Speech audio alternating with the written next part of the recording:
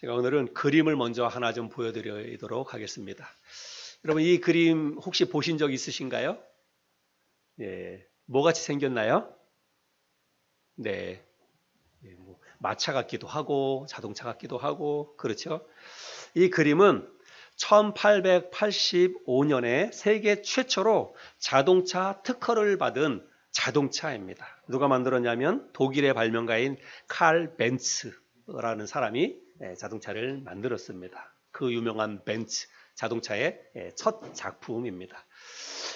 저 당시만 하더라도 대부분 그 말들이 끄는 그런 마차였습니다. 그런데 이제 말이 끌지 않고 스스로 움직이는 그런 이동 수단이 처음으로 생겨나게 된 것입니다. 자동차 같이 안 생겼지만 어쨌든 저게 세계 최초로 자동차 특허를 받은 것입니다.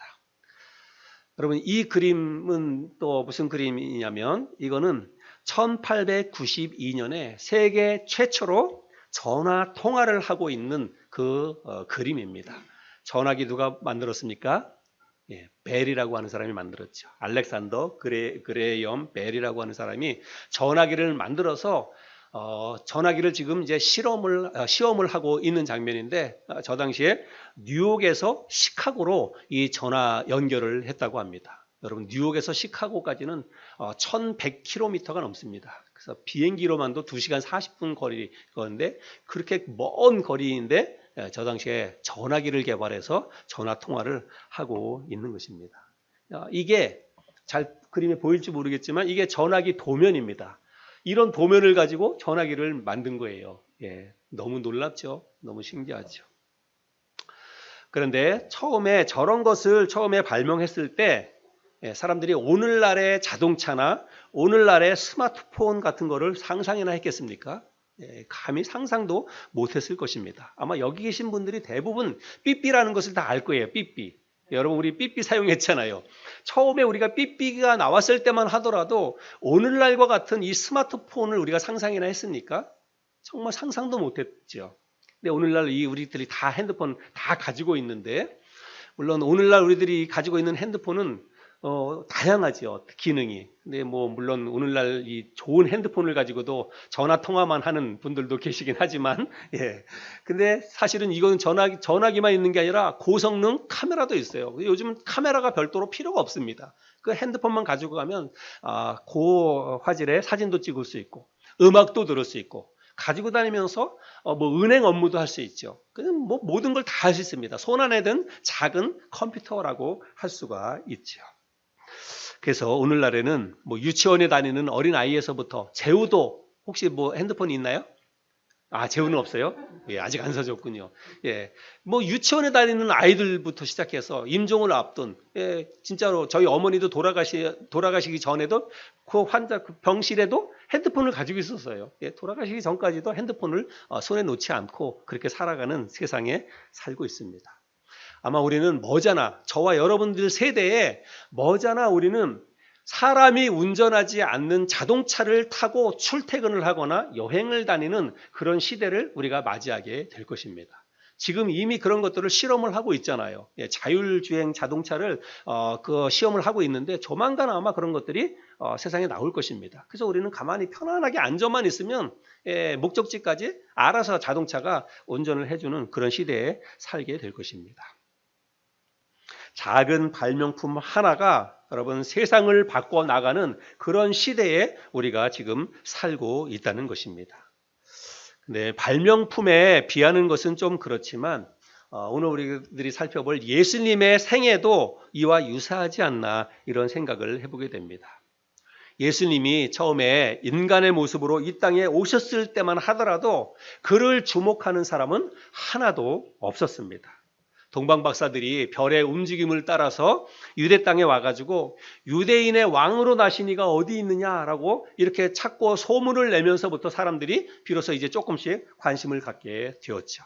그리고 헤롯 왕이 그 무렵에 태어난 모든 2살 이하의 모든 아이들을 죽이라고 하는 끔찍한 명령을 헤롯 왕이 내리긴 했지만 그가 그런 명령을 내린 게 뭐 예수가 특별한 사람이다라고 하는 그런 생각 때문에 내린 게 아니라 사람들이 그 일로 인해서 밀란이 일어날까 봐, 사람들이 막 우왕좌왕하고 혼란스러워 할까 봐 그것이 두려워서 이제 그런 명령을 내렸던 것입니다. 예수님이 성인이 되셔서 유대 땅에서 많은 이적 계사를 행하셨죠. 그리고 천국 복음을 전파하시고 사람들에게 회당에서 말씀을 가르쳐 주셨을 때 많은 사람들이 들어보지 못한 아주 특별한 가르침에 놀라고, 또 예수님이 행하시는 놀라운 그런 이적 기사들을 다 경험을 했습니다. 그러나 그럼에도 불구하고 사람들은 예수를 어떻게 생각하냐면 그냥 구약에 있는 선지자 정도 되는가 보다. 그리고 아마 우리를 가르쳐 주시는 그런 랍비 가운데 정말 특별한 어떤 그런 훌륭한 랍비 정도로만 그런 생각을 했다는 것입니다. 그러나 오늘 우리가 본문 말씀에서 요한복음 3장 16절 17절 말씀을 읽었는데, 오늘 본문 말씀에서 읽은 것처럼 예수님은 이 세상을 구원하기 위해서 오신 인류의 구원자이십니다. 우리 오늘 본문 말씀을 읽었는데 이런 그 맥락을 여러분 생각하시면서 우리 다시 한번 본문 말씀 한번 읽어볼까요? 16절 17절 같이 읽겠습니다. 시작. 하나님이 세상을 이처럼 사랑하사 독생자를 주셨으니 이는 그를 믿는 자마다 멸망하지 않고 영생을 얻게 하려 하심이라. 하나님이 그 아들을 세상에 보내신 것은 세상을 심판하려 하심이 아니요 그로 말미암아 세상이 구원을 받게 하려 하심이라. 그럼 이 말씀은 우리가 너무나 잘 알고 있는 말씀이죠. 교회에 다니지 않는 사람들도 다 한두 번 정도 다 들어봤던, 그리고 아주 익숙한 요한복음 3장 16절 그 말씀입니다. 그러나 이렇게 우리에게 익숙하게 잘 알려진 그것에 비해서 이 말씀 속에 담겨 있는 그야말로 크고 놀라운 비밀에 대해서는 많은 사람들이 아직까지 잘 모른다라고 생각이 듭니다. 지난주에 제가 말씀드린 것처럼 오늘날 대부분의 사람들은 예수 그리스도의 존재 자체를 부인하지는 않습니다. 예수님의 존재는 사람들이 다 인정을 합니다. 또 그들이 그렇게 믿지는 않는다 할지라도 예수는 동정녀 마리아에게서 태어났다, 그런 얘기를 다 들어서 알고 있습니다. 그리고 예수가 저 십자가에 달려 돌아가셨다, 죽었다, 그 사실도 사람들이 다 알지요. 그러나 딱 거기까지이죠. 그냥 그 정도로 아는 것까지만 그들이 생각을 하는 것입니다. 더 이상은 그냥 예수 믿는 사람들의 이야기이고 그들의 믿음일 뿐이고 나하고는 전혀 상관없는 이야기다, 사람들이 그렇게 생각을 한다는 거예요. 예를 들어서 예수를 믿어야 천국 간다든지, 아니면 예수가 우리의 죄를 위해, 이 땅에 있는 모든 사람들의 죄를 해결하기 위해서 이 땅에 오시고 십자가에 달려 죽으셨다라고 하는 그런 이야기는 사람들이 믿지 않는 거예요. 그거는 그냥 교회 다니는 사람들이 하는 이야기다, 사람들은 그렇게 생각을 한다는 것이죠. 그러나 여러분, 정말 그럴까요? 정말 예수 그리스도가 십자가에 달려 죽으신 것이 그냥 예수쟁이들만을 위한 그런 일이었을까요? 성경은 그렇지 않다라고 말하고 있습니다. 이는 그를 믿는 자마다 멸망하지 아니하고 영생을 얻게 하려 하심이라. 여러분, 그를 믿는 자마다, 이 말은 무슨 뜻이에요? 그를 믿는 자마다, 이 말은 그를 믿는 자라면 누구나 다 그런 뜻입니다. 예. 그래서 예수 그리스도를 믿는 자는 누구나 다 멸망하지 아니하고 영생을 얻게 하기 위해서 예수 그리스도가 이 땅에 오셨다라고 말하고 있습니다. 또 하나님이 그 아들을 세상에 보내신 것은 그로 말미암아 세상이 구원을 받게 하려 하심이라, 이렇게 얘기하고 있습니다. 세상이. 그러면 이 세상은 그냥 이 우주적인 세상을 이야기하는 건가요? 그게 아니라 이 세상에 있는 모든 사람들, 오늘날 교회 다니는 예수쟁이들만을 위해서가 아니라 이 땅에 있는 모든 사람들을 구원받게 하기 위해서 예수 그리스도가 이 땅에 오셨다, 성경은 그렇게 말씀을 하고 있는 것입니다. 하나님은 이 세상 모든 사람을 구원하기 위해서 그 아들 예수 그리스도를 세상에 보내셨습니다. 그리고 예수 그리스도는 이 세상 모든 사람들을 죄와 사망으로부터 구원하기 위해서 이 땅에 오신 것입니다. 오늘 우리가 본문 말씀을 읽었는데 요한복음 3장 16절, 17절 그 앞부분에 보면 우리가 좀 생각해 볼 말씀이 있습니다. 14절, 15절인데요. 우리 한번 14절, 15절 말씀을 볼까요? 모세가 광야에서 뱀을 든 것 같이 인자도 들려야 하리니 이는 그를 믿는 자마다 영생을 얻게 하려 하심이니라. 예수님께서 이런 말씀을 하신 거예요. 그리고 나서 요한복음 3장 16절 17절 말씀이 기록되어져 있는데 모세가 광야에서 뱀을 든 것 같이 인자도 들려야 하리라. 인자는 예수님이 당신 자신을 가르치는 것입니다. 그래서 모세가 광야에서 뱀을 든 것처럼 나도 그렇게 들려야 할 것이다. 예수님이 그렇게 말씀을 하셨어요. 여러분 이 말씀이 무슨 의미일까요? 모세가 광야에서 뱀을 든 것처럼 나도 들려야 할 것이다. 이렇게 말씀을 하셨는데 여러분 이 말씀이 무슨 의미인지를 우리가 알아야 됩니다. 그래야 요한복음 3장 16절 이 말씀이 또 잘 이해가 되기 때문입니다. 이 말씀을 우리가 알기 위해서는 이제 이 말씀이 기록되어져 있는 그 성경을 찾아봐야 돼요. 모세가 광야에서 뱀을 든 사건이 있거든요. 그 내용을 살펴보겠습니다. 민수기 21장입니다. 민수기 21장 4절부터 9절까지인데요. 백성이 호르산에서 출발하여 홍해길을 따라 에돔 땅을 우회하려 하였다가 길로 말미암아 백성의 마음이 상하니라.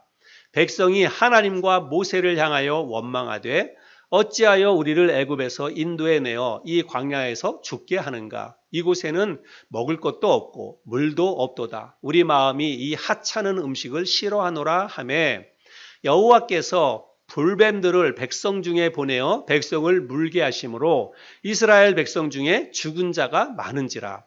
백성이 모세에게 이르러 말하되 우리가 여호와와 당신을 향하여 원망함으로 범죄하여 싸우니 여호와께 기도하여 이 뱀들을 우리에게서 떠나게 하소서. 모세가 백성을 위하여 기도하매 여호와께서 모세에게 이르시되 불뱀을 만들어 장대 위에 매달아라. 물린 자마다 그것을 보면 살리라. 모세가 놋뱀을 만들어 장대 위에 다니 뱀에게 물린 자가 놋뱀을 쳐다본즉 모두 살더라. 여러분 이스라엘 백성들이 애굽을 떠나와서 이제 그 이스라엘 백성들은 변변한 무기 하나가 없었어요. 그런데 그럼에도 불구하고 이제 가나안 땅까지 가면서 여러 차례 전쟁을 치렀습니다. 가나안 정복 그 전쟁 이전에도 가나안 땅 들어가기 전에도 여러 전쟁을 치렀어요. 그래서 금방 읽었던 이 민수기 21장 그 앞부분에도 보면 가나안 땅 남방에 살고 있었던 아랏이라고 하는 족속과 큰 전쟁을 치렀습니다. 그런데 그 전쟁에서도 대승을 거둬요. 여러분 그들은 무기 하나 없고 전쟁을 치러본 경험도 없습니다. 그냥 광야 생활만 한 거잖아요. 애굽에서 노예 생활하다가. 그런데 어떻게 그 토백이 이방 민족들과의 전쟁에서 이길 수 있습니까? 하나님이 하시는 거예요. 하나님이 다 물리쳐 주시는 것입니다. 그래서 그 아랏 족속과의 전쟁에서도 다 이제 승리를 거둬서 또 이제 계속해서 진군을 해 나가는데 이번에는 에돔 족속이라고 하는 족속이 그들 앞에 딱 버티고 있는 것입니다. 그런데 이제 그 전가를 보내가지고 우리가 하나님의 뜻에 따라서 가나안 땅을 향해서 가야 되니까 길을 좀 열어주십시오. 우리가 당신들에게는 전혀 피해를 끼치지 않고 그냥 길로만 지나가겠습니다. 라고 이야기했는데 에돔 족속이 그냥 천부당 만부당한 이야기라고 하면서 어딜 가? 못 가? 그렇게 하면서 길을 딱 막아 서는 것입니다. 그래서 할 수 없이 쉽고 편하고 빠른 길을 놔두고 그들이 우회해서 길을 돌아가야만 했어요. 그래서 이렇게 길을 돌아가다가 보니까 그 길은 너무나 좁고 협착하고 그리고 길이 너무너무 힘든 길이에요. 그러니까 그 길을 가다가 백성들이 이제 그 길 때문에 마음이 상했다 이렇게 표현하고 있는데 이거는 뭐냐면 그 힘들고 고된 길을 가다가 보니까 짜증이 몰려나는 거예요. 짜증이 확 올라오는 것입니다. 그래서 결국은 모세를 향해서 원망하고 하나님을 향해서 불평과 원망을 쏟아냈다는 것입니다. 그래서 하나님께서 이들이 뭐라고 얘기하냐면 이곳은 왜 우리를 이 광야로 인도해냈냐 하면서 이곳은 음식도 없고 마실 물도 없고 아무것도 없다 그렇게 이야기합니다. 그러면서 이들이 뭐라고 그랬냐면 우리 마음이 이 하찮은 음식을 싫어한다 이렇게 얘기해요. 여러분 여기서 말하는 이 하찮은 음식은 뭡니까?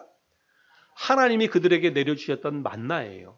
하늘 양식입니다. 하나님께서 먹을 양식이 없는 그들을 배불리 먹여주셨던 그 만나 하늘 양식인데 그 하나님께서 내려주신 하늘 양식을 향해서도 이 하찮은 음식이라고 이렇게 불평을 쏟아내고 있는 거예요. 그래서 결국은 하나님께서 그들을 향해서 불평하고 원망하는 그 이스라엘 백성들에게 하나님께서 진노하셔서 그날 불뱀을 보내서 그 불뱀에 물려서 많은 사람들이 죽었다라고 말하고 있습니다. 뭐 여기 말하는 불뱀은 뭐 입에서 불이 뿜어져 나오는 그런 뱀을 이야기하는 게 아니라 그렇게 마치 불이 뿜어져 나오는 것과 같이 아주 무서운 독을 가지고 있는 그런 뱀을 말하고 있는 것입니다. 사막에 있는 그런 뱀 같은 거는 한 번 물리면 그 자리에서 즉사하는 거죠. 그런 이제 뱀들을 하나님이 보내서 이스라엘 백성들을 징계하셨다는 것입니다. 그래서 이제 사람들이 막 죽어 나가 자빠지니까 백성들이 다시 모세를 찾아가 가지고 우리가 잘못했다고 빌면서 제발 하나님 앞에 기도해서 이 뱀들을 좀 물리쳐 달라고 이렇게 간청을 해요. 그래서 결국은 모세가 하나님 앞에 백성들을 두고 기도하죠. 하나님 제발 용서해 주세요. 우리가 잘못했습니다. 하나님 용서해 주세요. 그렇게 기도하니까 하나님께서 모세에게 뭐라고 얘기합니까? 그러면 네가 놋으로 이 뱀을 만들어라. 그래서 놋으로 뱀을 만들어서 긴 장대 위에 달아서 모든 백성들이 쳐다볼 수 있도록 높이 그 불뱀을 장대 위에 매달아라. 그러면 뱀에 물린 사람들 가운데에서 그 장대 위에 매달린 뱀을 보면 그 사람들은 다 살아날 것이다. 하나님이 그렇게 말씀을 하세요. 그래서 모세가 놋으로 불뱀을 만들어서 장대 위에 높이 달았습니다. 그래서 그날 뱀에 물렸지만 그 놋뱀을 쳐다본 사람들은 다시 다 회복해서 다 살아났다는 거예요. 근데 이제 예수님께서 이 말씀을 하시는 것입니다. 모세가 만든 그 놋뱀을 본 자마다 다 살아났는데 나도 인자도 그렇게 들려야 할 것이다. 이렇게 이야기를 합니다. 이거는 뭘 얘기하는 겁니까? 예수님께서 나도 십자가에 저렇게 달릴 것이다. 그러나 내가 십자가에 달려 죽는 것은 누구든지 그것을 보고 믿는 자마다 구원을 영생을 얻게 하기 위해서 인자도 그렇게 나무에 달리게 될 것이다. 이렇게 말을 하고 있는 것입니다. 여러분 그래서 구약 성경에 예수님이라고 하는 단어는 하나도 나오지 않아요. 그러나 구약 성경에도 예수님에 대한 예표, 예수님에 대한 앞으로 예수님께서 하실 일들에 대한 그런 내용들은 구약 성경에 많이 나옵니다. 오늘 우리가 읽었던 이것도 대표적인 그런 구약의 예표인데 예수님께서 많은 사람들을 위해서 살리기 위해서 십자가에 달려 돌아가실 것을 예언적으로 보여주는 그런 사건이라고 할 수가 있습니다. 오늘날 지구촌에 살고 있는 80억 인구 중에 70억의 사람들이 예수 그리스도를 자기와 아무 상관없는 인물로 생각을 합니다. 물론 이제 통계 자료에 의하면 전 세계 기독교 인구가 지금 뭐 30%다 이렇게 이야기하는 그런 그 데이터도 있는데 그거는 조금 잘못된 것입니다. 거기에는 천주교도 포함되고 기독교가 아닌 유사 기독교도 다 포함해서 이제 30%를 이야기하고 있습니다. 여러분 천주교는 기독교가 아닙니다. 여러분 천주교하고 교회하고 뭐 비슷하다, 같다 이렇게 생각하는 사람들이 있는데 여러분 천주교는 다른 종교입니다. 천주교하고 기독교하고는 달라요. 여러분 절대로 그런 착각을 하시면 안 됩니다. 뭐 천주교에서는 자기네가 큰 집이고 기독교가 작은 집이다 이렇게 얘기하고 있는데 여러분 그렇지 않습니다. 천주교는 그야말로 혼합 종교입니다. 천주교는 뭐 우리나라로 보자면 천주교에서는 제사 다 지냅니다. 제사 다 지내고 술 먹고 담배 피고 이런 거 전혀 개의치 않습니다. 그냥 원하는 대로 다 하도록 합니다. 심지어는 거기는 묵주도 돌립니다. 네. 뭐 다른 의미를 가지고 돌린다 하지만 그리고 집에 향을 피워놓는 그런 집도 있습니다. 동상도 세워놓고. 그래서 어찌됐든지 간에 거기는 기독교라고 볼 수 없습니다. 그래서 지금 70억, 80억 세계 인구 가운데서 순수 기독교라고만 하는 개신교의 숫자는 한 6억 정도 된다고 합니다. 그러니까 여러분 굉장히 사실은 작은 숫자라고 볼 수 있지요. 우리나라에 옛날에는 남산 꼭대기에 올라가면 술집 다음으로 많은 게 교회다. 이렇게 십자가만 보인다. 이런 얘기도 했는데 사실 요즘은 또 그렇지도 않은 것 같습니다. 요즘 갈수록 점점 더 문을 닫는 교회들이 늘어나고 있죠. 여러분 뭐 다른 거 얘기할 거 없이 여러분 주위만 한번 보세요. 여러분 주위, 여러분 가족이라든지 여러분 주변에 여러분 정말 신실하게 예수 믿고 신앙생활 하는 사람들이 더 많습니까? 아니면 교회 다니지 않는 사람들이 더 많습니까? 여러분 교회 다니지 않는 사람들이 훨씬 더 많아요. 진짜로 그렇습니다. 우리가 뭐 신앙생활 하다 보니까 교회 다니는 사람들이 많은 것 같지만 여러분 그렇지 않습니다. 오늘날 주일날 교회 와서 예배드리는 것만도 여러분 이건 정말 큰 믿음이라고 생각을 합니다. 그냥 산으로 들로 다 놀러 다니고 그냥 자기 자신의 여가 생활을 위해서 즐기지 여러분 신앙생활 그렇게 많은 사람들이 잘 하고 있지 않습니다. 하나님이나 예수는 교회 다니는 사람들이나 믿는 신이지 자기와는 아무런 상관이 없는 존재다. 사람들이 그렇게 생각을 하고 있죠. 요한복음 3장 16절에서 말씀하고 있는 것처럼 예수 그리스도가 자기를 구원하기 위해서 이 세상에 왔다는 사실을 사람들은 모르고 있거나 혹은 그런 이야기를 들었다 할지라도 그렇게 생각하지 않는 거죠. 그렇게 믿지 않는 거죠. 그러나 내가 모르고 있거나 혹은 그렇게 생각하지 않더라도 여러분 예수 그리스도가 이 세상에 오신 그 이유는 모든 사람을 죄와 사망에서 구원하기 위해서 이 세상에 왔다는 사실들을 우리는 기억해야 합니다. 제가 우리 같은 친교권의 한 그 목사님의 간증을 들었는데 우리 그 전국 목회자 친교회에 갔다가 그분이 설교하면서 그런 간증을 했습니다. 이분이 이제 그 서울에서 저기 도봉구에 있는 그 교회에서 부목사로 있다가 한 번은 그 담임 목사님이 자기를 이렇게 불러서 얘기를 하더래요. 저 전라도 그 장흥 관산이라고 하는 곳에 시골 마을에 노인들만 이렇게 좀 몇 분이 있는 그런데 교회가 아주 오래된 교회인데 목회자가 없다는 것입니다. 근데 목회자가 없어서 그냥 교인들끼리만 모여서 기도하고 있는 그런 교회가 있는데 그때 이제 전도사였는데 김 전도사님 한번 기도해 보세요. 그렇게 얘기를 하더래요. 그래가지고 전도사님이 그 얘기를 딱 듣는 순간에 그냥 마음에 딱 꽂혀가지고 하나님이 나를 거길로 가라고 얘기하는가 보다 그렇게 생각을 해가지고 나중에 좀 시간이 지나서 기도 응답받았다고 해서 자기가 가겠다라고 했답니다. 근데 막상 가보니까 진짜로 너무 열악한 환경이에요. 노인들 시골 마을에 노인들만 이제 몇 분 살고 그렇게 교회 성도들도 별로 없고 근데 이제 젊은 시절에 거기 가가지고 계속해서 이제 그런 마음이 들었답니다. 하나님 나를 왜 이 시골로 보냈습니까? 내가 여기서 뭘 해야 됩니까? 어떻게 사람들도 별로 없는 데서 전도하고 내가 목회를 하겠습니까? 그렇게 하면서 계속 말씀을 읽고 기도하고 또 하나님의 무슨 뜻이 있겠거니 그렇게 생각을 해서 그야말로 그 목사님 표현에 의하면 그냥 칼을 갈았다는 거예요. 그냥 날마다 칼만 갈았다는 거예요. 뭐 무도 못 쓸고 그냥 말씀만 읽으면서 칼만 갈았다는 거예요. 그런데 자기 이제 그 자녀가 중학교 다니고 있었는데 중학교에서 이제 고등학교를 가기 위해서 학교에서 면담을 하기 위해서 오라고 그래서 이제 학교를 가게 되었답니다. 이제 학교를 갔는데 교장 선생님이 부르더래요. 그래서 이제 교장실에 이렇게 들어갔는데 교장 선생님이 이제 그 아버지에 대해서 이렇게 보면서 선생님들이 이렇게 뭐 올렸겠죠.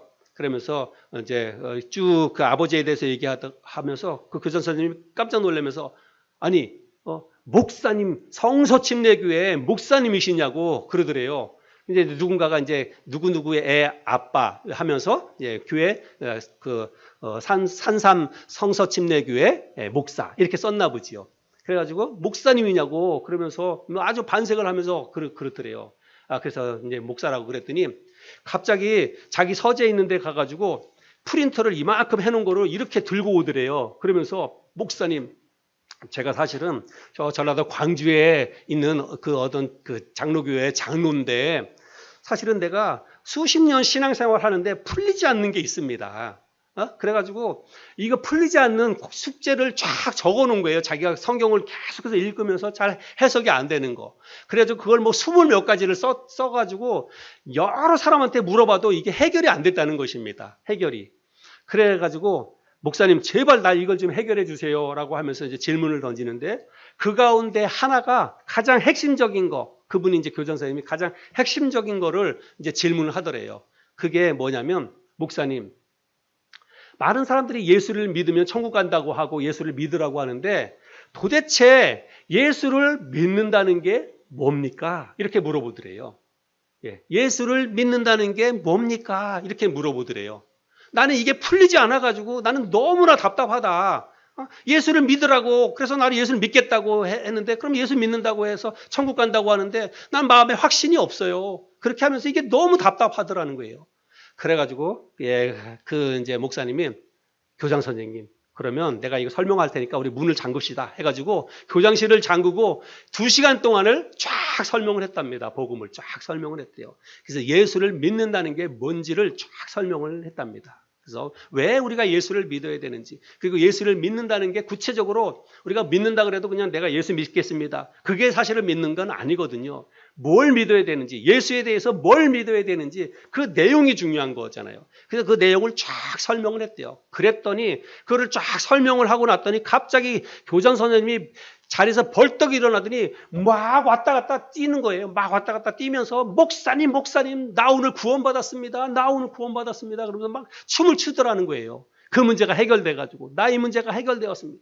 그 문제가 해결되고 나니까 예수를 믿는다는 게 무엇인지를 정확히 깨닫고 나니까 마음의 구원의 확신이 든 거예요. 난 이제 죽어도 천국 갈 수 있다고 하는 마음의 확신이 든 거예요. 그러니까 이제 한순간에 이게 해결이 돼가지고 너무너무 기뻐가지고 그 교장 선생님이 그렇게 이제 기뻐했다, 그런 이제 간증을 하는 것을 들었습니다. 여러분, 예수 그리스도가 이 세상 모든 사람들을 죄와 사망에서 구원하기 위해서 이 땅에 오셨습니다. 그러나 그 사실을 깨닫고 그 사실을 개인적으로 마음속에 받아들여야만 그것이 내 것이 되는 거예요. 그냥 그 사실을 모르고 있거나 그냥 머리로 지식적으로만 알고 있으면 그거는 그냥 지식에 끝나는 것입니다. 로마서 10장 11절부터 13절까지 말씀해 보면 성경에 이르되 누구든지 그를 믿는 자는 부끄러움을 당하지 아니하리라 하니 유대인이나 헬라인이나 차별이 없음이라. 한 분이신 주께서 모든 사람의 주가 되사 그를 부르는 모든 사람에게 부요하시도다. 누구든지 주의 이름을 부르는 자는 구원을 받으리라. 여러분, 가리지 않습니다. 하나님은 뭐 많이 배운 사람 혹은 기도 많이 하는 사람, 교회 열심히 다니는 사람, 그런 사람들만 구원하는 게 아니라 누구든지 예수 그리스도를 자신의 구세주로 믿고 받아들이기 위해서 그 이름을 부르는 자는 구원을 받을 수 있다 말하고 있습니다. 또 디모데전서 2장 4절부터 6절까지 말씀도 보면 하나님은 모든 사람이 구원을 받으며 진리를 아는 데에 이르기를 원하시느니라. 하나님은 한 분이시요 또 하나님과 사람 사이에 중보자도 한 분이시니 곧 사람이신 그리스도 예수라. 그가 모든 사람을 위하여 자기를 대속물로 주셨으니 기약이 이르러 주신 증거니라. 하나님은 모든 사람이 구원을 받기를 원하시고 모든 사람이 구원받게 하기 위해서 예수 그리스도를 이 땅에 보내주셨다라고 말씀하고 있습니다. 그런데 노아의 홍수 때나 소돔과 고모라가 멸망할 때와 마찬가지로 사람들은 구원의 방주이며 인류의 구세주가 되시는 그 예수 그리스도를 받아들이지 않습니다. 나를 위해서 예수님이 이 땅에 오셨다라고 사람들이 생각하지도 않고 그렇게 믿지도 않는 거죠. 예수를 믿으면 자신의 죄 문제가 해결되고 죄의 결과로 찾아온 이 죽음에서부터 벗어나서 영원한 생명을 얻게 된다고 사람들은 생각하지 않습니다. 그것을 믿지 않습니다. 그러나 하나님은 성경을 통해서 오늘날 이 땅에 있는 모든 사람에게 하나님은 분명히 말씀하십니다. 여러분 제 말을 믿지 마세요. 제 말을 믿는 게 아니라 성경에서 뭐라고 이야기하고 있는지, 이 성경이 하나님의 말씀이라고 여러분들이 진짜로 성경이 하나님의 말씀이라고 믿는다면 하나님께서 성경을 통해서 뭐라고 말씀하시는지를 여러분은 분명히 들으셔야 됩니다. 그리고 듣고 그 사실을 여러분들이 믿을 수 있게 되기를 바랍니다. 하나님은 성경을 통해서 뭐라고 말씀하십니까? 내가 세상을 이처럼 사랑하사 독생자를 주었으니 이는 누구든지 그를 믿는 자마다 멸망하지 아니하고 영생을 얻게 하려 하심이라. 그렇게 누구든지 예수를 믿는 사람들에게 영원한 생명을 주기 위해서 예수 그리스도를 이 땅에 보내주셨다 말하고 있습니다. 내가 예수를 세상에 보낸 것은 세상을 심판하려 함이 아니라 그로 말미암아 세상이 구원을 받게 하려 함이라. 예수 그리스도는 죄악으로 가득한 이 세상을 구원하기 위해서 이 땅에 오신 인류의 구원자이십니다. 그런데 제가 앞서도 자동차와 핸드폰, 전화기 얘기를 했지만 여러분 그 당시에 별 볼 일 없어 보였던 그 작은 발명품 하나가 오늘날 세상을 완전히 뒤바꿔 놓았습니다. 그렇죠? 예, 그 작은 발명품 하나가 오늘날 자동차, 오늘날 같은 이 스마트폰 이렇게 변화되는 놀라운 단초를 제공했다는 것입니다. 마찬가지로 여러분 예수 그리스도가 처음에 이 땅에 인간의 모습으로 올 때는 아무도 주목하지 않았습니다.